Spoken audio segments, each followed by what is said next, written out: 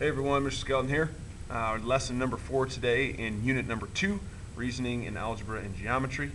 This is your first taste of proofs. You may have heard of proofs from some of your friends or peers, and I know there's like a negative connotation to proofs. A lot of people don't like proofs, but hopefully we're going to ease you into them today so that you feel comfortable. And basically what we're going to do is do some algebra today and just write down every step that we do solving an algebra problem. That's kind of the first taste of proofs. What you're looking at the top here are some algebra properties. These you're pretty familiar with. I'm going to give you the algebraic form here, and then right next to them I'm going to kind of give you a real world example that you've used in class before. So the first one is the addition property. Basically that just means adding something.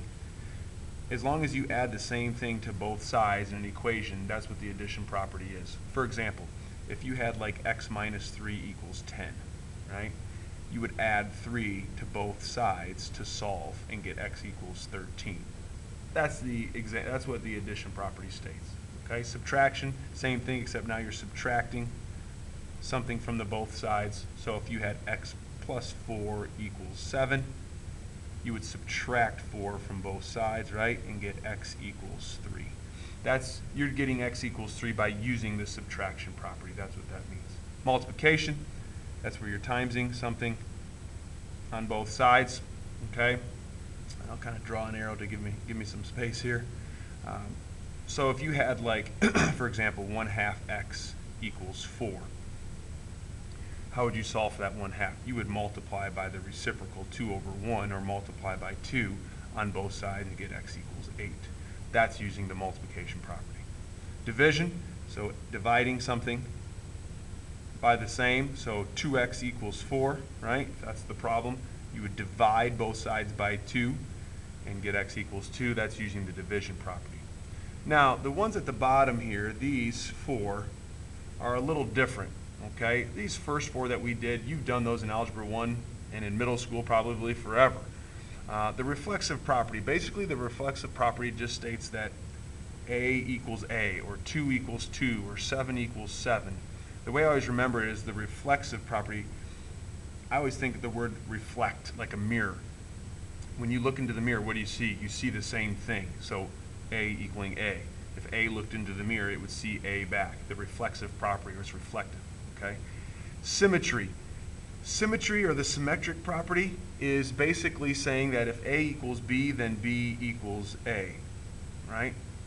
And if you know anything about symmetry, symmetry means the same on both sides. If you want to write that down, you can, you don't have to, but symmetry means same on both sides. So that should make kind of sense to you. If a equals b, then b equals a.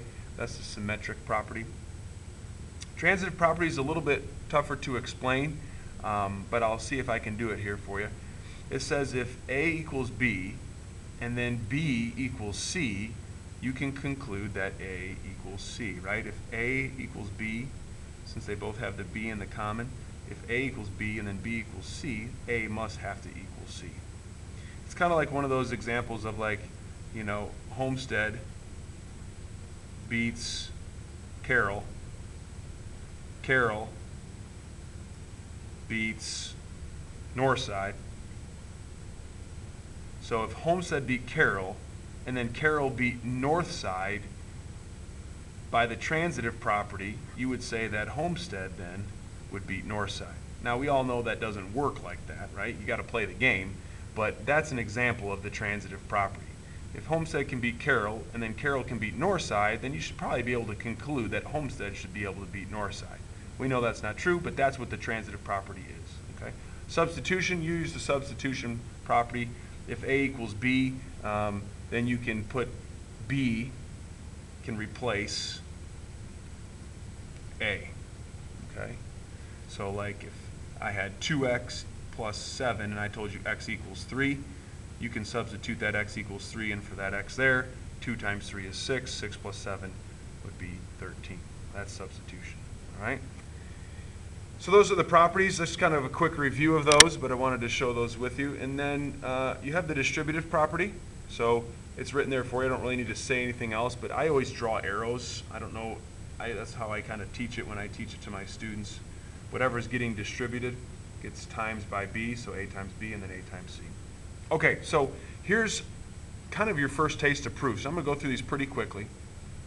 Basically, it says solve each equation and then justify each step. Now, when it says justify each step, this right here means give properties. So those properties we just went over at the top here, you're going to use those as justification for every single step of solving this 2 times x plus 7 equals 24. So here's what it looks like. You'll get the hang of it pretty quick, I think. Okay? What I usually do is I just go one step at a time. So this 2 needs to get distributed, so that's 2x plus 14 equals 24. What did I just do to get this next step? Well, I used the distributive property. And you can abbreviate distribute prop. Okay? Let's keep solving. What would I do next to solve for x? I would subtract 14 from both sides, right? So I'd get 2x equals 10. Well, how did I get from step 1 to step 2? I used the distributive property. What did I just do from step 2 to get to step 3? I subtracted 14 from both sides. That's the subtraction property. And then I would divide by 2 on both sides, and I'd get x equals 5 as my answer. What did I do to get from step 3, which was 2x equals 10, to my answer? I divided by 2. That's the division property. Okay? And then we have our answer, and that's it. That's justification right there. That's actually a proof. You just did a proof right there. Okay? So go ahead and hit pause. Try the one on the right-hand side, solve this, and justify each step that you use to get your answer. All right, we're back at it, so let's take a look here. First thing I'm going to do is distribute this negative 3 through. So I'm going to have 12x minus 3x minus 21 equals 8x. So that's the distributive property. Okay. And then what I'm going to do next is, let's see, I have some like terms here. I see my 12x minus 3x. I'm just going to add those together, right, or subtract them in this case and get 9x minus 21 equals 8x. Now here's a common mistake. I'll have a lot of students put right here subtraction property. Now we did subtract. We did do 12x minus 3x, but we didn't subtract something from one side of the equal sign to the other. So this right here is just called combining like terms. So a lot of students will just put combine like terms. That's actually not a property, so we're just making a statement there. We're just saying what we did. All right? Combine like terms, you know, you don't see anything up here with the properties that says, hey, combine like terms. It doesn't say that anywhere in this list. But we have to state that when we do a proof. Okay?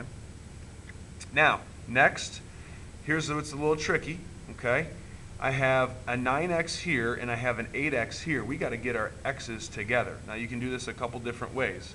I'm going to subtract 9x from both sides. So those cross out. I'm left with negative 21 equals a negative x, right? 8x minus 9x is negative 1x. Now, what did I do there? I did use subtraction. That's the subtraction property. I subtracted 9x from both sides. Then I'm going to divide by negative 1 on both sides and get 21 equals x. And that would be the division. Oops.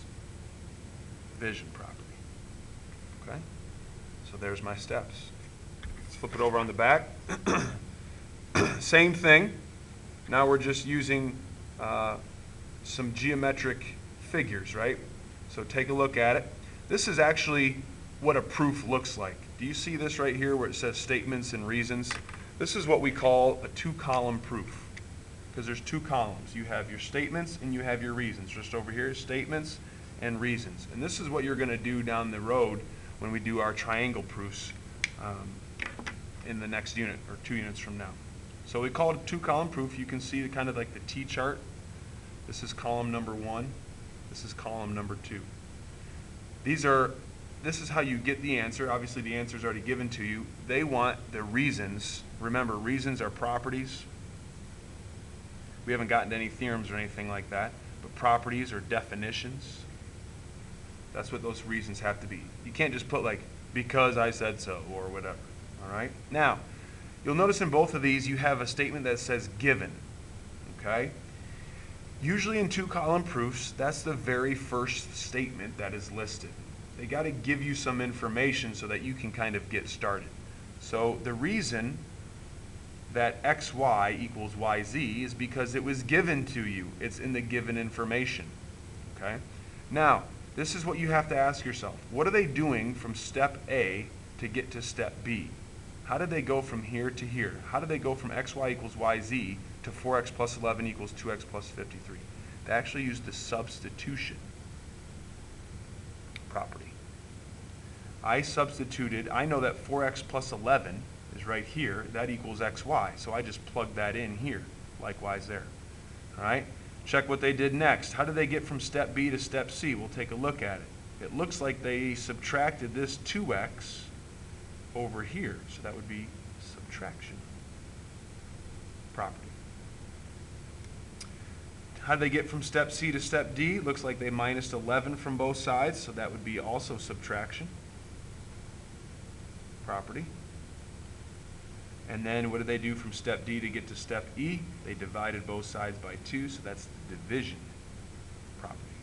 Now, it's very important that you put property down. I will mark you off on a quiz or a test if you don't put property. Please don't just put division, subtraction, whatever it is on there, okay? Hit pause, go ahead and try the one to the right, see what you come up with. All right, we're back. Measure of angle AOC is 139. That's given to us, given.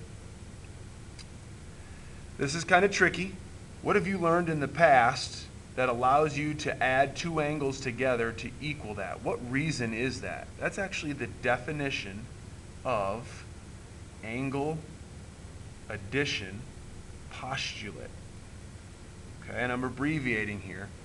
But we learned, and you may have forgotten this, in order to add angles together to equal a whole angle, you use what's called the angle addition postulate. Okay? What are they doing from step B to get to step C? They're just substituting in what these values are for AOB, BOC, and AOC, so that's substitution. Here again, what are they doing from C to get to D? X plus 2x is 3x. Don't put addition, that's combine like terms. All right, that's not a property, that's just combining like terms. Then I minus 10 from both sides, so that's going to be subtraction. And then I divided both sides by 3, and I should get division. Property. I forgot to put property up here. Okay? Make sure you have property. All right? Now, at the bottom, we'll finish this up because this is pretty much the same thing that we learned. It's just kind of a review of some of those new ones, reflexive, symmetric, and transitive. So it says for any segment AB, you know AB is equal to AB, right? For any angle A is congruent to angle A. I should put my congruency symbol there. Symmetric, if AB equals CD, then CD equals AB. Remember, symmetric is the same on both sides, so we're flipping. So this would be if angle A equals angle B, then angle B is congruent to angle A. Transitive, if AB equals CD and CD equals EF, then I know that AB is equal to EF. If angle A equals angle B and B equals C, then angle A has to equal angle C. We talked about that. Okay. At the bottom, it's just seeing if you know some of those properties. Just basically testing you. Oop, that's not even close to straight. Let's see if I can do this. Perfect. So basically, these are questions right here that pertain to these here. Hit pause, see if you can fill them in. All right, back at it. Reflexive property of equality. Reflexive. If angle ABC is congruent to, reflexive means the same exact thing, so just ABC. Transitive, if AB equals BC and BC equals CD, then I know that AB is congruent to CD. Over here, the distributive property, that's just 5x plus 45. That's actually doing the distributive property. And then symmetric, if AB equals BC, remember symmetry means you're just pulling the old switcheroo, right? S for symmetry, S for switch. So then BC would equal or be congruent to AB. I should probably be more technical and have my segment symbols on all this stuff, okay? I didn't do that up here either. We're talking segments. I should be, if I'm asking you to be technically sound, I should be technically sound as well. All right? So there's a quick video. You got some proofs in there. You got some properties that you need to learn. Most of you know the basics, add, subtract, multiply, divide. These right here are going to be new for you, so just take some time to study those, and hopefully you don't have to memorize them. Hopefully you can make an association, like reflexive is the mirror, right? Looking back at each other. Symmetric is switching, so switch the order. Transitive, we talked about that with the Homestead beating Northside and Northside beating Carroll, whatever example I gave, you should be good to go, okay? Good luck on your assignment. We'll talk to you when you come to class. Take care.